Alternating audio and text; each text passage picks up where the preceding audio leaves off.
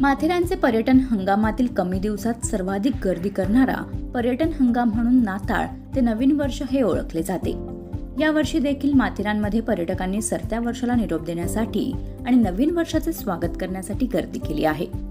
हिवाळ्यातील गुलाबी थंडीचा आस्वाद घेण्यासाठी पर्यटकांच्या गर्दीमुळे माथेरान हे पर्यटन स्थळ ओसंडून वाहत आहे। नेहमीप्रमाणे याही वर्षी पर्यटकांच्या मनोरंजनासाठी अनेक कार्यक्रम आयोजित करण्यात आले आहेत। त्यात माथेरान आणि 31 हे नाते निर्माण झाल्याने आज आदल्या दिवशीच पर्यटकांच्या रांगा माथेरानचा डोंगर चढताना दिसत आहेत। दुसरीकडे माथेरानमध्ये गेल्या 8 दिवसांपासून पर्यटकांची गर्दी दिसून येत असल्याने पर्यटन हंगामाबद्दल माथेरानमधील व्यावसायिक समाधानी आहेत।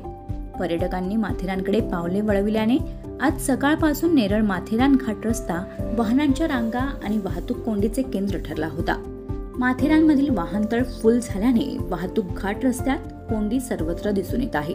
त्यात पोलिसांचे नियोजन पुन्हा एकदा फसल्याचे दिसून येत आहे। कर्जत लाईव्हसाठी संतोष पेरणे, कर्जत।